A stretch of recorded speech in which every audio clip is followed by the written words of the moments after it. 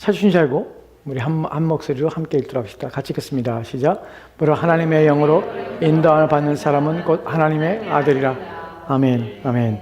오늘 이 말씀을 가지고 우리가 살펴볼 것은 인도함 받는다는 것의 의미에 대해서 살펴보려고 해요. 영으로 인도함 받는다는 의미에 대해서 살펴보려고 해요. 자, 지금 로마서 8장 14절 말씀 보도록 합시다.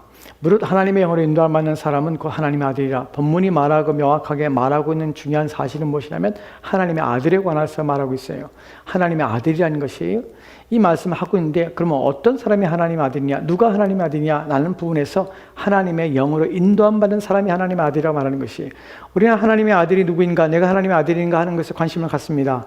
모든 신자는 그렇습니다. 우리는 하나님의 아들로서 부르심 받았나, 즉 중생했나 거듭났는가 하는 부분과 더불어서 하나님 나와 함께 하신가 하는 부분에서 우리는 궁금해합니다. 일상 우리 마음속에 그런 마음에 대한 확신과 소망이 우리 신앙과 믿음에 있어서, 또한 우리가 계속해서 신자로서 살아가는 데 있어서 이것은 참으로 중요한 것입니다. 왜냐하면 이 부분에서 흔들리면 우리의 신앙 자체가 무너지기 때문에 그렇습니다. 그래서 내가 아들인가 하는 부분은 늘상 우리가 확신과 또한 그것에 대해서 분명한 이해를 가지고 있어야 합니다. 그럴 때 우리는 어떤 어려움이나 또한 힘든 상황에 닥칠지라도 우리는 내가 하나님의 자녀라는 사실 때문에 이겨낼 수 있는 것이, 그래서 이 부분은 정말 우리한테 중요합니다. 그런데 더 중요한 것은 내가 무엇 때문에 왜 어떻게 하나님의 아들이 되는가, 무엇이 하나님의 아들인가 하는 부분에서 정확하게 정의하고 있는 부분에 대해서 우리의 명확한 이해를 가지고 있어야 돼요. 당신이 하나님의 아들입니까? 예, 나는 하나님의 아들입니다. 하나님의 자녀입니다. 어떻게 당신이 하나님의 아들입니까? 무엇으로 당신이 하나님의 아들을 증명하겠습니까? 하나님의 영으로 인도함 받는, 성령으로 인도함 받는 사람은 하나님의 아들이라고 분명히 성경에 기록되어 있습니다.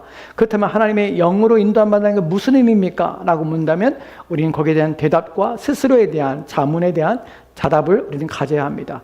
본문에서 영으로 인도함 받는다는 의미를 좀 생각해 봐야 되는 것이, 본문의 첫 번째로 우리가 영으로 인도함 받는 것은 하나님의 영으로, 성령으로 인도함 받는다는 것이, 여기서 우리가 알게 되는 인도함 받다라는 이 헬라어의 단어의 문법적인 의미는 무엇이냐면 이게 현재형이에요. 무슨 말이냐면 이게 과거에 한때 내가 하나님의 영으로 인도함 받은 사람이 하나님의 아들이라고 말하고 있지 않아요, 바울은.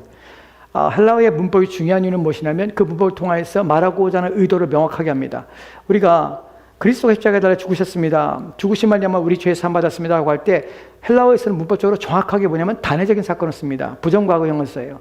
그래서 문법적인 의미를 사용해서 과거에 한번 일어났던 일이 반복되지 않는 것을 그 단어를 통해 표현하는 것이에요.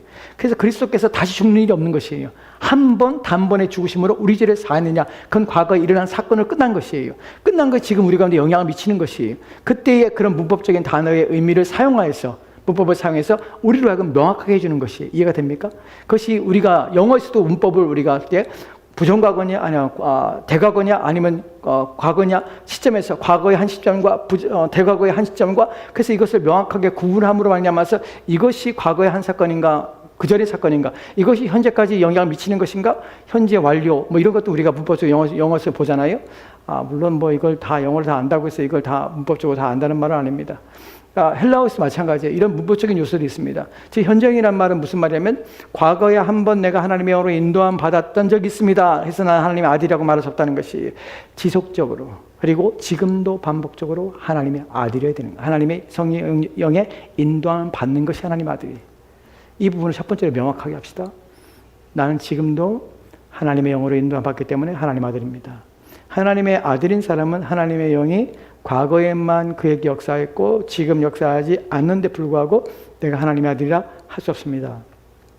나중에 기회가 되면 성령의 역사에 대해서 우리가 히브리서 6장에 나오는 6장의 5절 말씀에서 한번 비침 받고 성령의 일에 참여한 바 되고 또한 신령한 은사를 맛보고 이런 부분에 대해서 설명할 기회가 있을 것입니다.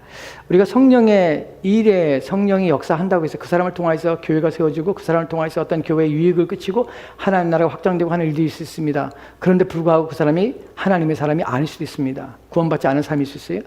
어떻게 하냐고요? 고레스의 경우 그렇습니다.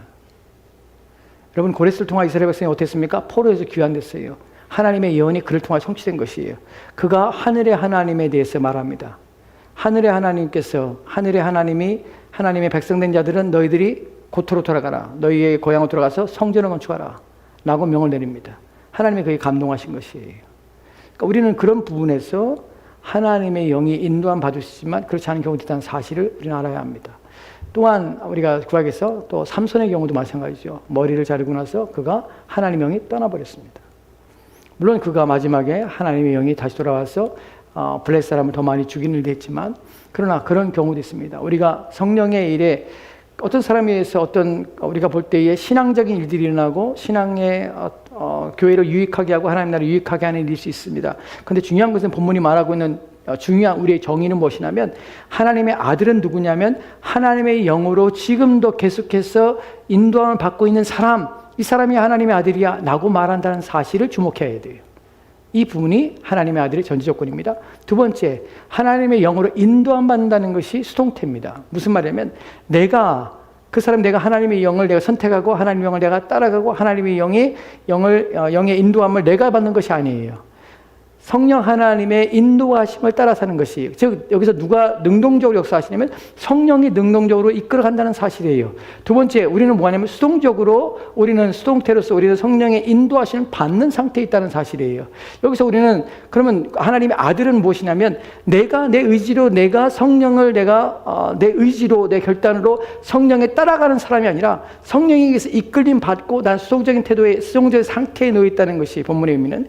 그렇다면 여기 두 가지 우리가 질문하겠는데, 첫 번째로는 성령이 우리를 인도하신다 할 때 어떻게 인도하시는가? 성령이 우리를 강제로 인도하시는가? 강력한 힘으로 우리로 하여금 성령께서는 억압으로, 또한 우리를 제한하심으로, 또한 우리를 강력한 힘에 의해서 강제를 가지고 우리를 이끌어 가시는가 하는 부분이 첫 번째 의문입니다. 왜냐하면 그분이 일을 하고 있으니까. 성령이 우리를 인도하실 때의 그 말의 의미가 부분의 의미이기 때문에, 성령에 의해서 인도함 받는 것에서 강제력과 또 억압과 억제가 가능한가, 성령은 어떻게 우리 인도하시는가 하는 첫 번째 부분과, 두 번째에서는 성령이 우리를 인도하신다 할 때 나는 수동태이기 때문에, 나는 인도함을 받는 상태이기 때문에 나는 가만히 있어도 되는가 하는 부분이에요.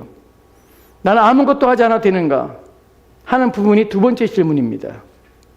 오늘 이 두 가지에 대해 집중해가지고 생각해 볼 것입니다. 왜냐하면 이 두 가지의 문제 사람들이 착각하기 때문에 그래요.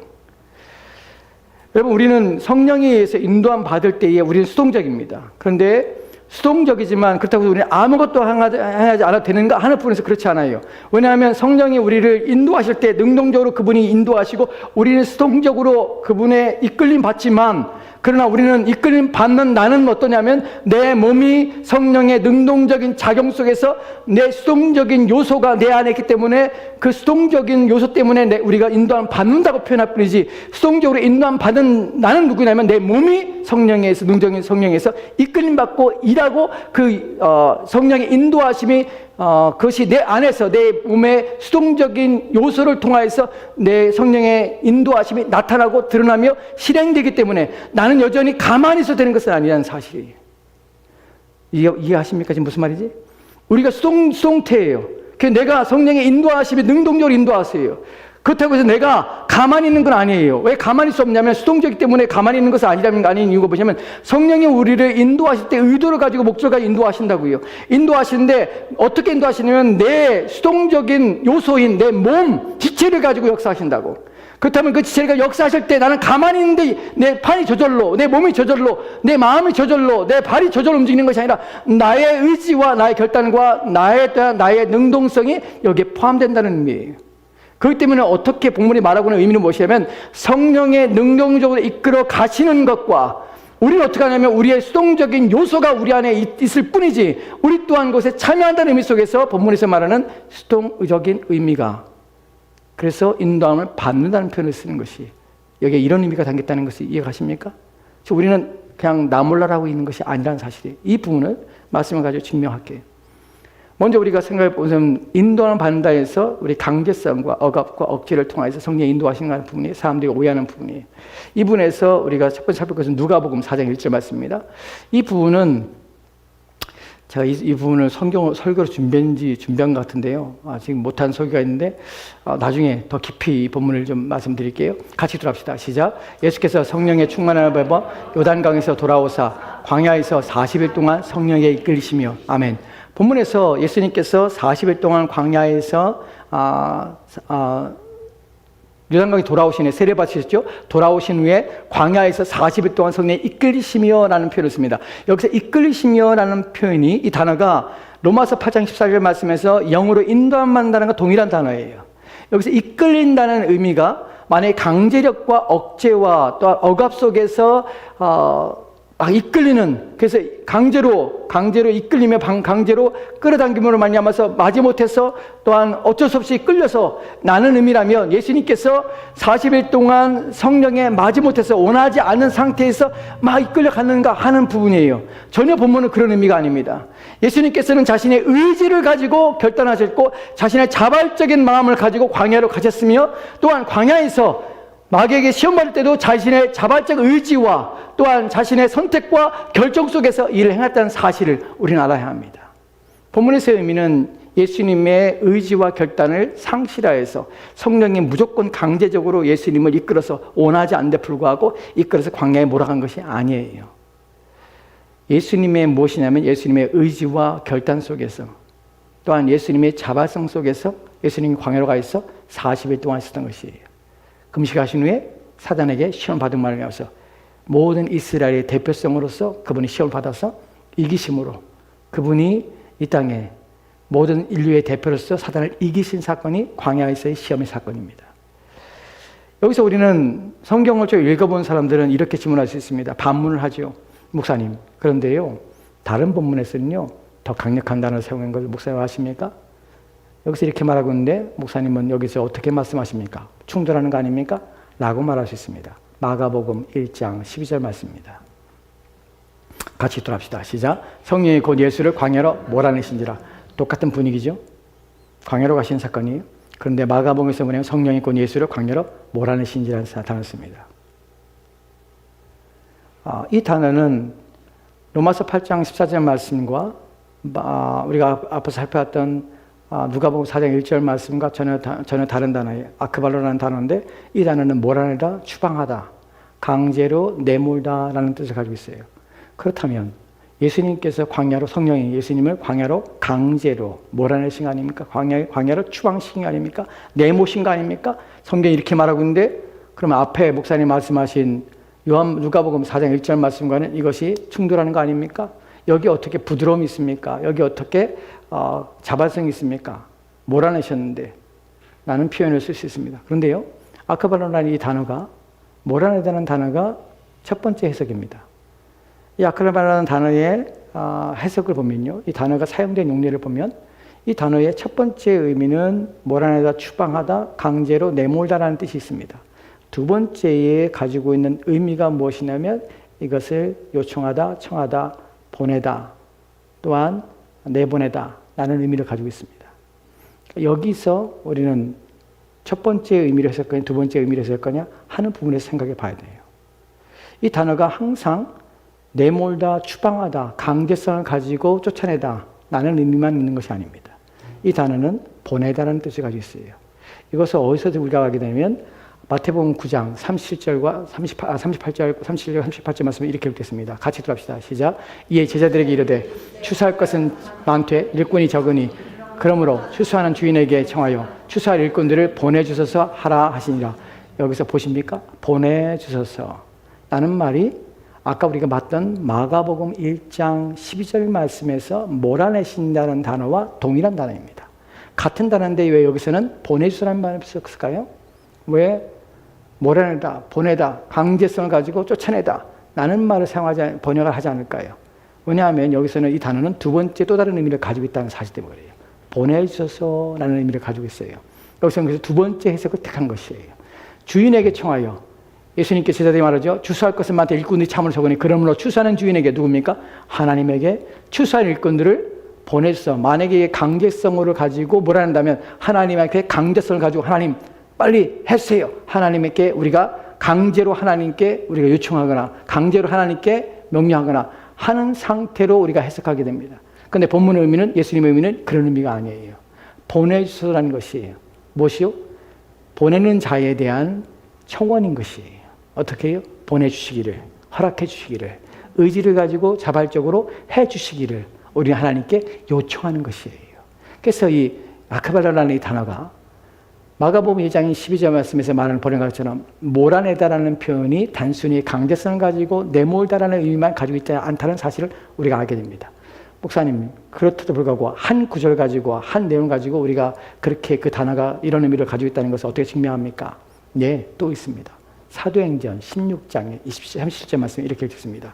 같이 들어갑시다. 시작. 바울이 이르되 로마 사람은 우리를 죄도 정하지 아니하고 공중 앞에서 때리고 옥에 가두었다가 이제는 가만히 내보내고자 하느냐 아니라 그들이 친히 와서 우리를 데리고 나가야 하리라 한대. 아멘. 이제는 가만히 내보내고자 하느냐. 똑같은 단어입니다. 마가복음 1장 12절, 마태복음 9장 37절 38절 말씀에서 똑같이 이 단어가 똑같은 단어가 사용됐습니다. 여기서 어떻게 합니까? 이제는 가만히 내보내다는 것이에요. 본문에서 왜 내보냅니까? 로마 사람인데 때린 것이 죄도 묻지 않고 그러자 겁이 난 것이 로마 사람이니까 그 어떻게 해요? 가만히 내보내는 것이에요. 그냥 내보냅니까? 아니요. 나가라고 설득하는 것이에요. 달래는 것이에요. 제발 우리가 잘못했는데 제발 그냥 나가주세요. 부탁하는 것이에요. 즉 우리가 누가복음 4장 1절이나 마가복음 1장 21절 말씀에서 마가복음 1장 12절 말씀에서 예수님을 광야로 이끌다 내몰다 라는 의미는 예수님의 의지와 예수님의 선택과 예수님의 결정을 무시한 채 성령이 강제와 강압이라는 요소를 가지고 이끌어서 광야로 끌고 난 것이 아니라는 사실이에요. 예수님은 자발적으로 그렇게 하신 것이에요. 자신의 의지를 가지고 그렇게 하신 것이에요. 왜냐하면 우리의 대속자고 우리를 대표해서 땅에 오신 새 인류의 대표자이기 때문에 예수님께서는 자발성으로 하나님이 이루고자 하는 그 사역 속에서 자신을 드리신 것이에요. 이것이 본문에서 대한 성경에 대한 성경 예수님에 대한 우리의 사역의 이해요 깨달음입니다. 즉 로마서 8장 14절 말씀에서 다시 돌아와서 우리가 성령으로 인도함 받는다고 할 때 여기에는 성령의 어떠한 강압이나 또한 강제나 억압이나 또한 우리가 원치 않는데 불구하고 밀어붙이는 그런 일은 결코 일어나지 않는다는 사실입니다. 성령으로 인도함 받는다는 것은 무엇을 의미하냐면 우리로 하여금 수동적인 요소를 가지고 있는 우리지만 우리의 몸을 사용해서 역사하시기 위하여 성령께서는 어떻게 일을 하시냐면 우리로 하여금 자발성을 일으키는 방식으로 일을 하십니다. 우리로 하여금 순종하도록 우리 마음을 역사하시는 것이에요. 그래서 우리를 설득하여 복종하시는 방식으로 일을 하십니다. 이것을 설복이라고 합니다. 성령께서는 우리의 이성과 우리의 마음에 하나님에 대하여 또한 우리로 하여금 하나님께서 우리가 주시는 복과 그 은혜에 대하여 깊은 이해와 깨달음을 주심으로 우리로 하여금 그것을 사랑하게 하고 좋아하게 하고 기뻐하게 합니다. 그래서 우리 마음이 움직여지게 되는 것이에요. 우리가 성경에 우리가 서신서에 보듯이 그리스도의 사랑이 우리를 강권하시는도다 라고 말할 때 강권이라면 강제로 우리 마음에 일어나는 것이에요. 어떻게 뭐가 사랑이 하나님의 사랑이 우리 가운데 부음받아요. 누굴 통하여? 성령을 통하여 로마서 5장에 말하는 것처럼 하나님의 사랑이 우리 마음에 부음받을 때에 하나님의 은혜가 우리 마음에 부음받을 때 우리 마음속에 무엇이 일어나면 그렇게 살고자 하는 의지와 결단이 또한 그런 삶을 살고자 하는 자발성이 우리 마음에 일어나게 된다는 것이에요. 그래서 하나님의 영으로 인도함 받는 자들은 어떠냐면 성령에 따라서 자발성을 가지고 의지적으로 그렇게 살고자 하는 의지와 성령을 따르고자 하는 마음으로 수동적인 우리의 몸을 가지고 그분이 우리 가운데 이해하고 깨닫는 그분의 가르침과 인도하심에 우리가 순종하고자 하는 의지를 우리 안에 일으켜서 따라하게 한다는 것이에요. 이 부분에 대하여 이제 좀 더 명확하게 좀 성경을 통해 살펴보겠습니다. 성령이 어떻게 역사하시는가 하는 부분이에요. 이 부분에 대하여 이런 것 때문에 성령이 역사한다 할 때 우리는 이런 부분에서 우리는 성령의 강제나 강압이나 이런 요소를 가지고 우리를 역사하지 않는다는 사실을 알아야 합니다. 두 번째로 우리가 생각해 보시 무엇이냐면 성령이 우리의 강압과 강제로 하지 않고 그래도 성령께서 우리 가운데 역사하실 때에 능동적으로 역사하시기 때문에 우리는 수동적인 상태로 성령의 이끌림 받기 때문에 우리는 아무것도 하지 않아도 되는가 하는 부분에서 여러분들은 잘못된 생각하면 안 됩니다. 아까 말씀드렸듯이 우리는 수동적인 요소를 가지고 있습니다. 어떻게 우리가 직접 하는 것이 아니라 성령께서 우리 몸을 통하여 역사하십니다. 그렇기 때문에 우리의 몸인 모든 지체를 우리가 사용할 때에 우리는 이 몸이 우리가 능동적으로 우리가 성령을 쫓는 것이 아니라 그분이 우리 몸을 통해서 역사하시기 때문에 우리는 수동적인 요소를 가지고 있다는 사실이에요. 그럼 우리는 가만히 있어야 되는가 하면서 절대 그렇지 않습니다. 여러분, 신앙이 자라는 요소에서는 성령의 능동적으로 우리를 이해시키고 깨닫게 하실 때에, 우리 마음을 감동하시고 이끌어 가실 때에 어떤 것을 요구하시냐면, 우리로 하여금 우리 마음에 거기에 부합하게 그 역사하심에 우리 마음에 자동적으로, 우리 마음에 적극적으로 그를 참여하고자 하는 의지를 가지고 우리는 참여해야 되며 거기에 따라야 한다는 것이에요. 우리는 그래서 어떤 면에서는 수동적이지만 어떤 면에서는 우리 가운데는 우리 스스로는 능동적으로 성령의 인도하심을 붙잡고 성령 우리 마음을 감동할 때 그 일에 우리 마음을 드리고 우리 자신을 거기서 그 일에 참여하고 하는 일에 있어서 온 힘을 기울여 하는 것이 우리 입장에서예요. 그래서 에베소 5장 18절 말씀에 이렇게 우리 가운데 말하는 것이 가능한 것이에요. 5장 18절 말씀 같이 돌아봅시다. 시작. 술 취하지 말라. 이는 방탕한 것이니 오직 성령으로 충만함을 받으라. 아멘. 술 취하지 말라. 이는 방탕한 것이니 오직 성령의 충만함을 받으라. 충만함을 받으라는 것이 수동형입니다. 그런데 바울은 뭐라면 충만함을 받으라고 말한다는 것이에요. 명령형으로. 이해가 안 되잖아요. 내가 할 수 있는 거 할 수 없는데 불구하고 넌 받아야 돼. 받도록 해. 라고 말한다는 것이. 내가 어떻게 해요? 내가 성령을 지배하는 것도 아닌데. 근데 뭐라고 합니까? 술 취하지 말라. 술 취하는 거 누굽니까? 나예요, 나. 내가 술 취하는 것이에요. 다른 사람이 나를 술을 먹여서 해서 내가 술 취하는 것이 아니에요.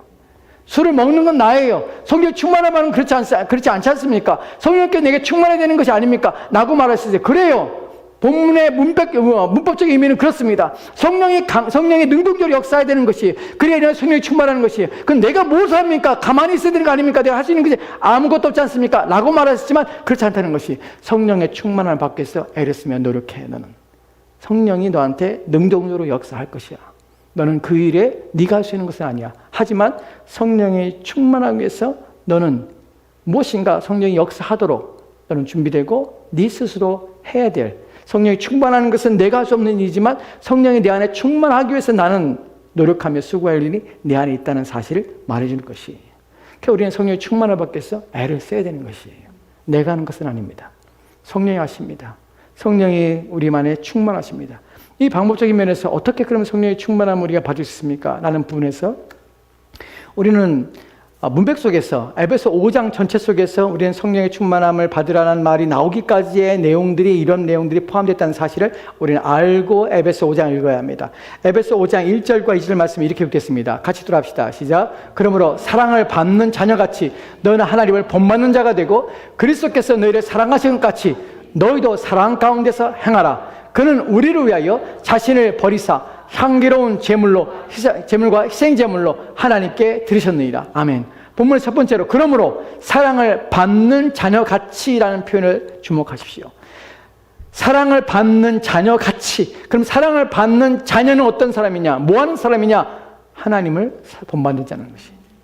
하나님을 사랑을 받는 자는 같이. 그 사람은 어떻게 하는데? 하나님을 본받는 자예요. 하나님의 사랑을 받게 되면요, 우리 가운데 무엇이냐면 하나님을 본받고 싶어하는 것이에요. 성령 우리 가운데 임하셔서 우리 가운데 하시는 뭐냐면 하나님의 사랑을 우리 가운데 알게 하세요. 깨닫게 하세요.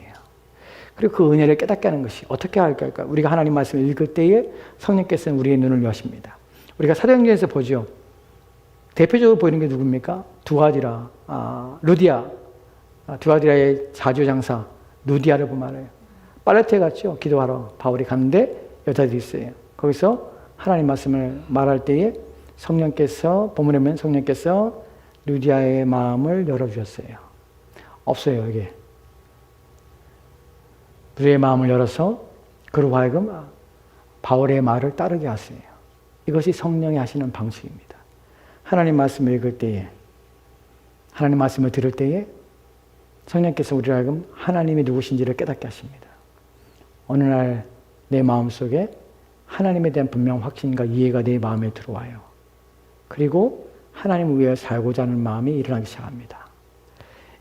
성령의 충만하면 충만할수록, 성령 우리 안에 가득하면 가득할수록 이 열망은 더 커집니다. 그래서 주를 위하여 살고 싶고 주를 위하여 죽고 싶은 마음이 우리 안에 일어나요. 사실 로마서 12장에서 로마서 14장에서 그런 말씀하는 것이 우리 가운데는 아주 완화할 수 있습니다. 바울이 이렇게 말을 합니다. 바울이 우리가 알거니와, 나중에 이 본문 가지고 이 말씀을 드리겠지만 우리가 알거니와 그래요. 사실은 그 본문 성경 읽을 때만 제가 느낀 거냐면 이걸 모르는 사람 많은데 우리가 알거니와 그래요. 바울은 이미 다 알고 있다는 듯이 얘기해.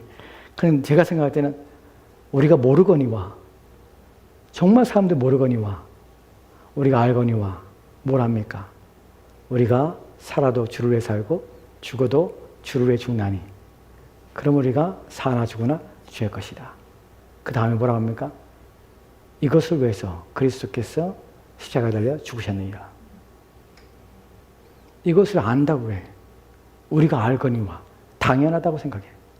근데 사람들은 당연하고 여기지 않아요. 우리가 알거니와 내가 죽어도 주를 위해 죽고 살아도 주를 위해 살아요. 이것을 위해서 주님께서 죽으셨어. 그럼 나는 주님께서 죽으셨다는 사실을 통해서 나는 무엇을 합니까? 아, 내가 구원받았구나. 근데 어떻게 살지? 살아도 주를 위해 살고 죽어도 주를 위해 죽어야 돼. 네 인생은 무엇이냐면 주님이 전부야. 주를 위해 사는 것이 내 인생에 너를 살리신 구원하신 목적이야.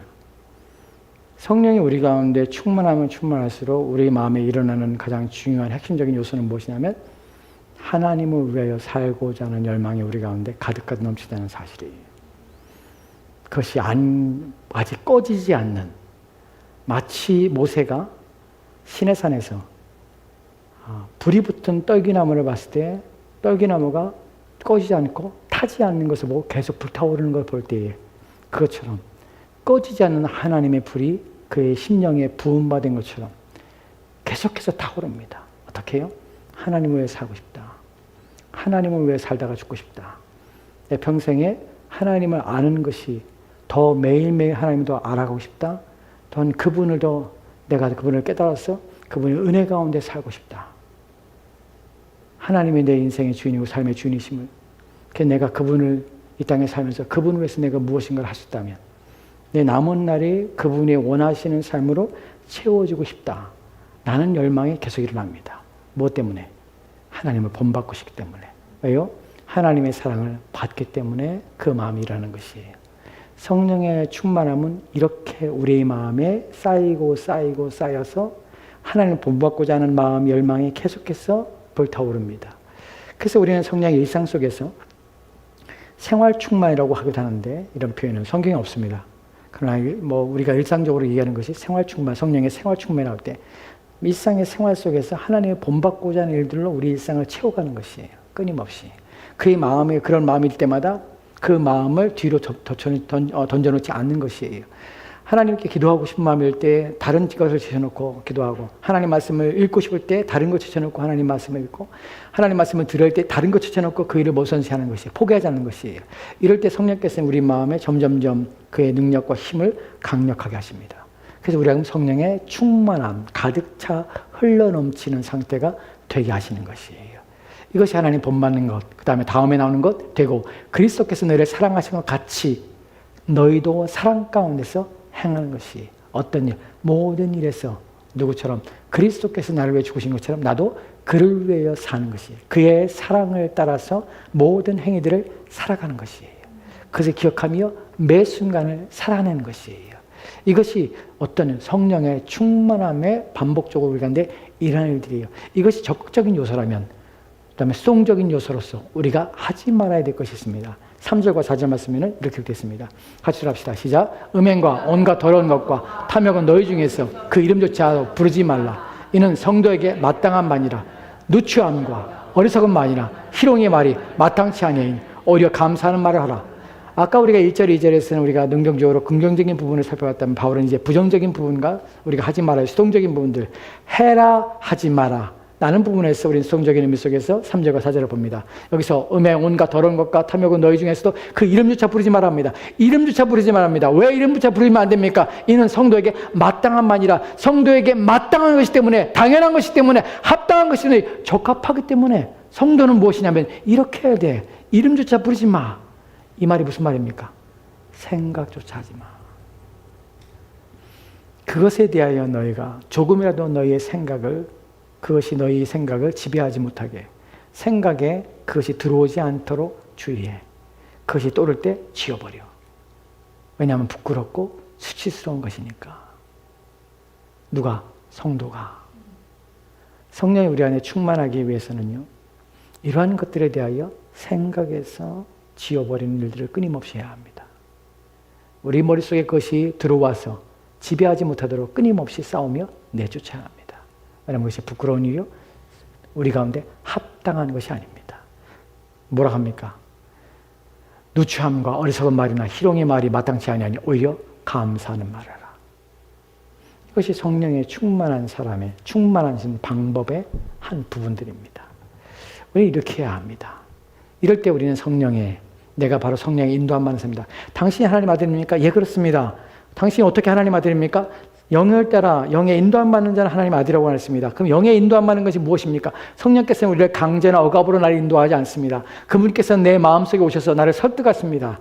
하나님의 사랑을 내 마음에 붓고 깨닫게 하십니다. 알게 하십니다. 그의 인도하심, 이끄심이 내 가운데 있습니다. 어떻게 해요? 설득과 하나님에 대한 이해와 깨달음과 은혜에 대해서 내게 말씀하셔서 나로 하여금 내 마음속에서 그분을 사랑하며 그분을 본받고자 하는 마음을 내 안에 일으킵니다. 그분을 충만하고자 원하는 마음이 내 마음에 일어납니다. 내가 영적인 것과 내 경건과 거룩한 삶에 대하여 열망을 갖습니다. 내 자신을 위해 살지 않고자 하는 마음이 일어납니다.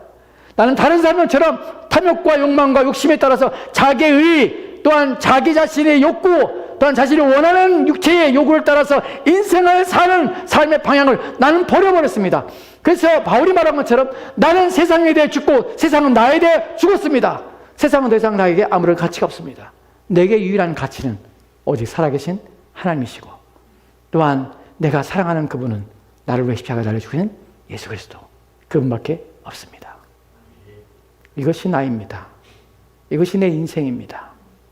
그렇기 때문에 나는 영으로 인도함 받고 있습니다. 이것을 확신하는 것이, 이것을 여기서 확신이라는 것이, 여기서 다른 것의 확신을 얻을 수 없습니다. 교회와 다른 일을 한다고 해서 여러분이 이런 확신을 갖는 것이 아니에요. 날마다 성령의 인도하심 받고 성령의 날마다 하나님 본받는 일들과 또한 그리스도의 사랑에 대하여 동일하게 그 사랑으로 행하는 일들을 반복하며 성령이 내 안에 충만하시고 영적인 일, 거룩한 일, 또한 하나님께서 경건의 일들에 대해서 내 말씀하시고 나를 이끌어갈 때마다 순종하며, 그래서 성령으로 내 안에 충만해지고 또한 거룩하고 하늘에 속한 것들에 대해 내 마음을 두고 인생을 살아가고자 하는 그 열망들을 끊임없이 일으키는 것이에요. 누가 일으킵니까? 성령이 우리를 일으켜 가세요. 사실 여러분들은 정말 그렇습니다. 왜냐하면 이 시간에 여기 와서 하나님 말씀을 듣고 있고 이런 말씀을 들을 수 있는 것이 여러분들이 하나님의 성령에 의해서 성령의 은혜를 주고자 하기 때문에 여기 오는 것이에요. 이 시간에 뭐 하겠습니까? 집에서 유튜브 보든지 뭐 다른 거 할 수 있잖아요. 근데 이 시간에 함께 모여서 하나님 말씀 듣는 이유가 무엇입니까? 성령께서 여러분을 양육하고 훈련하고 여러분을 세우기를 원하시는 것이에요. 그렇기 때문에 여러분이 이 자리에 앉아서 하나님 말씀을 듣게 되는 것이에요. 그 말씀을 듣고 아, 그렇구나 하고 깨닫게 되는 것이에요. 왜요? 성령이 이렇게 하시거든요. 어떻게? 저도 동일하게 일어납니다. 저에게 동일하게 일어나요. 하나님 말씀을 읽고 하나님 말씀을 깨닫고 할 때마다 제 마음에 불타오르고 또한 열망이 생기고 더 하나님 말씀을 위해 살고자 하는 마음이 일어나요. 누가 할까요? 성령이 내 안에 역사하시는 것이에요. 그 일이 일어나는 것이에요. 잠깐 말씀을 좀 셀게요. 지난주 제가 노예 참석하고 저녁에 8시에 제가 함께 신앙생활했던, 캘리포니아에서 함께 신앙생활했던 집사님들을 봤어요. 그래서 이제 시간이 남아서 제가 이제 감사 인사하려고 전화를 드렸어요. 오랜만에, 정말 12년 만에 연락을 드려서 뭐 그렇게 연락을 안 드린 이유가 있었는데 그 얘기는 뭐 할 필요 없고, 만나서 이제 얘기를 듣고 제가 감사해서, 그때 이제 유학생 시절이었기 때문에 젊은 이제 저희의 연배랑 좀 비슷한 집사님들이신데 만나서 제가 고맙습니다. 제가 그때 집사님들과 신앙생활하면서 참 많이 은혜를 얻었습니다. 어떤 면에서냐면은 물질적으로 많이 도와주셨고, 뭐 따로 뭘 주신 거 아니라 집에 초대해서 식사 같이 하고 때마다 날 불러서 같이 밥 먹고 또 함께 어울리고 함께 하는 일에 있어서 그때 참 많이 고마웠습니다. 유학생이라 저희 넉넉지 않고 생활도 그렇고 여러 가지 힘든 상황이 있었는데 그럼에도 불구하고 사람들이 저희를 초대해서 식사하고 같이 교제하고 하는 일들을 참 해주셔서 너무 고맙습니다. 감사합니다. 이제 식사 대접하고 싶습니다. 그래서 인사를 드리려고 이제 만나서 얘기하는데 그 교회가 이제 뭐뭐뭐 교회예요. 지금 목사님이 이제 저랑 제가 섬기던 목사님은 은퇴하셨고 그 교회가 다른 목사님 왔다가 나가고 또 새로운 목사님을 지금 청빙하고 있어요. 그 CRC 교단인데 우리 노예예요. CRC 교단인데 우리 노예는 아니었는데 이제 우리 노예가 될 거예요. 근데 이제 새로운 목사님을 청빙한 상태에 있어요. 그래서 이제 그 얘기 들으면서 내가 스토리를 다 알거든요. 왜냐하면 같이 했던 것들과 12년 지난 후에 계속 교회가 예전에 12년 전에 함께 신앙생활 했을 때 그 교회가 2007년, 8년에 한 100명이 되는 교회였어요. 그리고 그렇게 성장할 수 있는 교회인데 지금은 교회는 다 떠났어요. 다 떠나고 이제 나이 드신 80세 연세 든 권사님 몇 분, 그리고 이제 지금 60을 바라보고 있는 50대 후반 젊은 집사님들을 2가정 하고 남아있는 것이, 내가 그걸 보면서 너무 비참해가지고 우리 교단에 이메일이 날라왔는데 그 교회에서 사역자를, 담임 목사를 청빙한다는 광고를 내가 봤어요. 보고 나서 정말 가슴이 아프더라고요. 그 은퇴하신 원로 목사님한테도 제가 부목사였을 때 여러 가지 권면도 하고, 목사님 그렇게 하시면 안 됩니다. 부목사한테 불구하고 그렇게 말씀드리고 교회를 좀 바르게 했으면 좋겠습니다.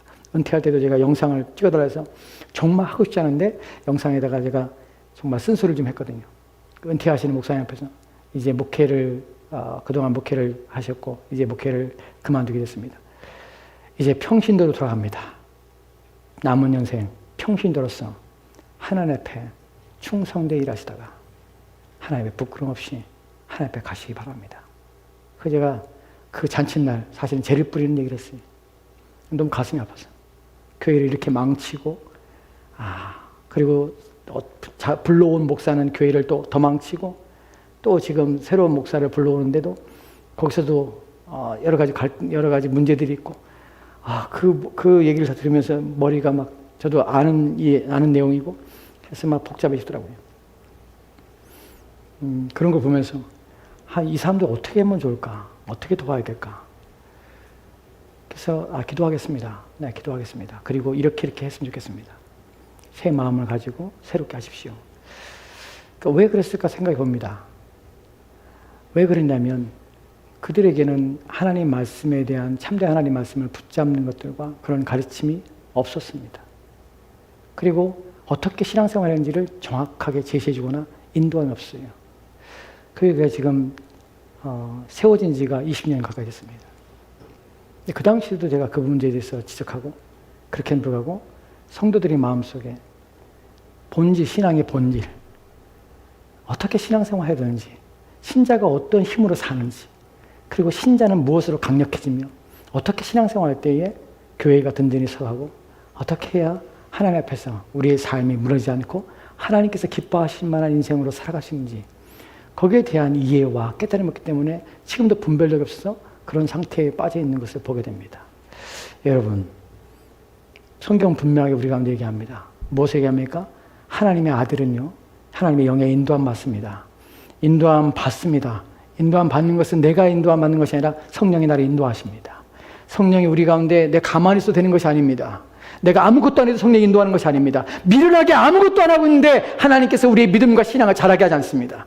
내가 아무것도 하지 않는데 나로 하여금 신앙의 연차에 따라서 나의 믿음을 세우고 또한 나의 경건과 거룩함을 세우는 것이 결코 아닙니다. 신자는 깨어있어야 됩니다. 무엇에 대하여? 하나님 말씀에 대해 깨어있어야 합니다. 그 성령에 민감해야 합니다. 여러분 마음이 하나님께로 향하도록 늘상 깨어서 바른 말씀을 듣고 바른 하나님 말씀을 깨닫고 자기 자신의 신앙을 지키고 믿음에 따라 살려고 애를 쓰고 하나님 말씀의 바른 의미와 또한 뜻을 분별하여서 바르게 자신의 영혼들을 아끼며 사랑하며 자신의 영혼 하나님께 붙어있게 해서 온 힘을 기울여야 합니다.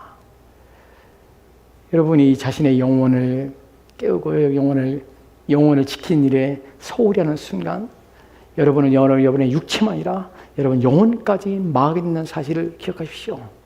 우리 이 땅에 사는 것이 문제가 아니라 이 땅 이후에 하나님께 가는 것이 더 큰 문제라는 사실을 기억하십시오. 이 땅에는 우리가 지금 우리의 안 속에서 길어봤자 40년, 짧으면 30년입니다. 그게 누구한테 갑니까? 하나님께 갑니다. 우리 인생의 더 중요한 문제는 이 땅을 남은 인생 어떻게 사냐는 문제가 아니라 이 땅 이후에 하나님 앞에 갔을 때에 우리가 그분 앞에 어떻게 설 것인가, 그분 앞에 내가 어떠한 존재로 어떠한 모습으로 설 것인가 하는 것이 더 중요하다는 사실을 기억하십시오. 그래서 오늘 하나님께서는 우리 인생을 이 땅에 살게 내버려 주신 것이에요. 기다리시는 것이에요. 우리가 온전해지기를. 그리고 성령의 인도하심 알아서 더욱 경건하며 거룩해지기를. 그래 그리스도께서 죽은 목적을 우리 가운데 충실히 성취해가며 이뤄가기를. 날마다 우리가 나를 위해 살지 않고 나를 위해 죽으신 그분을 닮아가는 삶으로 살아가기를 하나님은 보기를 원하십니다. 그래서 여러분은 그런 상태로 그런 삶을 살아가는 자를 우리는 하나님의 아들이라 부릅니다. 두 구절 보고 성경 말씀하시도록 합시다. 하나는 하나님께서 성령을 통해 우리 가운데 역사하시는 방식인데 시편에 32편에 8절 9절 말씀 같이 들어갑시다. 시작. 내가 내 갈 길을 가르쳐 보이고 너를 주목하여 훈계하리로다. 너희는 무지한 말이나 노새같이 되지 말지어다. 그것들은 제갈과 굴레로 단속하지 아니하면 너에게 가까이 가지 아니하로다. 아멘. 본문에서 여러분은 무지한 말이 아닙니다.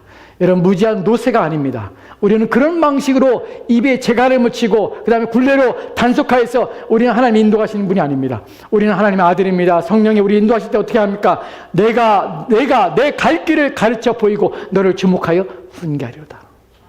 우리를 깨닫게 하시는 방식으로 우리 마음에 설득하시고 우리 영혼에 대한 사랑과 내 인생에 대한 사랑과 내 삶에 대한 가치와 의미를 나로 하여금 묻게 하시고 깨닫게 하셨어. 우리가 다시 만나게 될 우리를 죽으신 그리스도 앞에 어떻게 설게 될 것인가 하는 부분이 우리 마음에 더 큰 문제로 다가오게 하심으로 그러한 가르침과 교훈으로 우리를 이끌어 가십니다. 또한 이사야서 30장 21절 말씀을 이렇게 읽겠습니다. 같이 들어갑시다. 시작. 너희가 오른쪽으로 치우치든지 왼쪽으로 치우치든지 내 뒤에서 말소리가 내 귀에 들려 이르시기를 이것이 바른 길이니 너희는 이리로 가라 할 것이라. 아멘. 너희가 오른쪽으로 치우든지 왼쪽으로 치우든지 내 뒤에서 말소리가 내 귀에 들려 이르기를 이것이 바른 길이니 너는 이리로 가라 할 것이라. 본문에서의 의미는 하나님께서 우리를 인도하시는 방식이에요. 오른쪽 가든지 왼쪽 가든지 어떻게 해요? 뒤에서 들리는 소리로 말하는 소리가 듣게 하십니다. 이 말의 의미는 오늘 우리에게는 성령이 우리 마음속에 말씀 속에서 우리의 마음이 하나님께 향하도록 오른쪽으로 왼쪽으로 네 가는 길이 바른 길이라 하는 것을 확인하는 방식으로 성령이 우리의 마음을 인도해 가시는 것이에요. 하나님의 성품과 하나님의 뜻과 하나님의 계획에 부합한 것들에 대하여 우리 마음의 동의와 우리 마음의 것을 기뻐함으로 하나님께서는 우리로 하여금 하나님의 길을 찾고 그 길을 가게 이끄십니다. 여러분이 고민될 때마다 생각하십시오. 어떤 길이 옳은 길입니까? 무엇을 택해야 됩니까? 이것이 하나님의 성품에 부합한 일이냐? 이것이 하나님의 말씀에 부합한 일이냐? 이것이 내 영혼에 유익하며 내 신앙에 유익한 일이냐? 너의 경건과 거룩함에 유익한 것이냐? 아니면 이것이 너의 경건과 거룩함을 망치는 일이냐? 이것이 너로 하여금 하나님 믿는 일에 부적합한 일이냐? 나는 물음을 갖습니다. 이것이 내 이웃에게 유익하냐? 내 이웃을 세우며 섬기는 일이냐? 내 이웃을 지키는 일이냐? 그렇다면 하나님께 영광이고 하나님 기쁘시기 때문에 행하는 것입니다. 우리는 이러한 몇 가지 내용을 통해서 내가 선택하며 행하는 일 속에서 이것이 과연 하나님 뜻입니까? 라고 물을 때 이런 물음을 통해서 우리가 해야 될 일과 하지 말아야 될 일을 구별하여 분별하여 결정하고 그 길을 따르는 것입니다. 그때 성령께서는 우리 마음을 기쁘게 하실 것입니다.